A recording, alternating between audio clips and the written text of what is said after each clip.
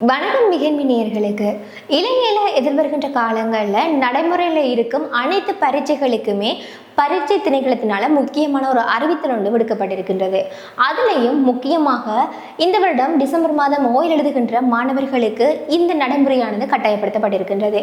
பெற்றோர்களோ மாணவர்களோ உட்பட்ட எல்லோருமே இந்த விடயத்தை கண்டிப்பாக தெரிந்து கொள்ள வேண்டும். கடந்த காலங்களில் இலங்கையில் நடைபெற்ற எக்ஸாம்ஸாக இருந்தாலும் சரி, அப்படி இல்லைன்னு சொன்னால் ஸ்கூல் லெவலில் நடக்கக்கூடிய OLL எக்ஸாம்ஸாக இருந்தாலும் சரி, ஐசி கட்டாயமாக்கப்படலை.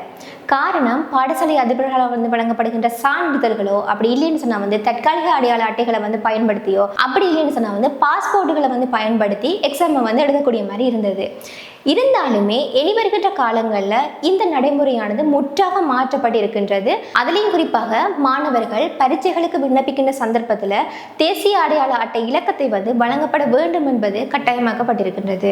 இந்த வருடம் OL பரீட்சையை எழுத இருக்கின்ற மாணவர்கள், பல லட்சக்கணக்கான மாணவர்கள் இதுவரையான காலப்பகுதியில் இன்னுமே தேசிய அடையாள அட்டையை பெற்றிருக்க மாட்டார்கள். இருந்தாலுமே பெற்றுக்கொள்ளாத மாணவர்கள் யாருமே இந்த எக்ஸாம்ஸை அதாவது டிசம்பர் மாதம் நடக்க இருக்கிற OL பரீட்சையை எழுத முடியாது என்றுமே தெரிவிக்கப்பட்டிருக்கின்றது. இந்த நடைமுறை கொண்டு வரதுக்கு முக்கியமான காரணமே மாணவர்களின் விவரங்கள் தொடர்பான அனைத்து தகவல்களையும் துல்லியமாக கணிப்பிடவும், பரீட்சைகளில் நடக்கப்படுகின்ற கோளாறுகளை திருத்துவதற்காகவும் ஊழல்களை குறைக்கிறதுக்காகவுமே இந்த நடைமுறை கொண்டு வரப்பட்டிருக்கின்றது.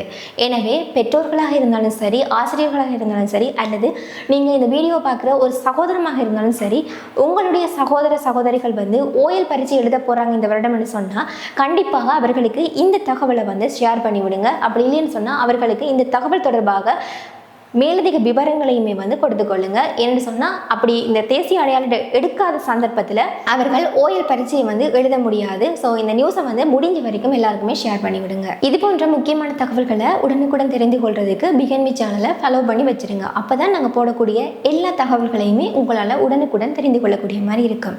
இன்னும் ஒரு தகவலோடாக உங்களை சந்திக்கும் வரையில் உங்களிடம் விடைபெறுவது ராகவி.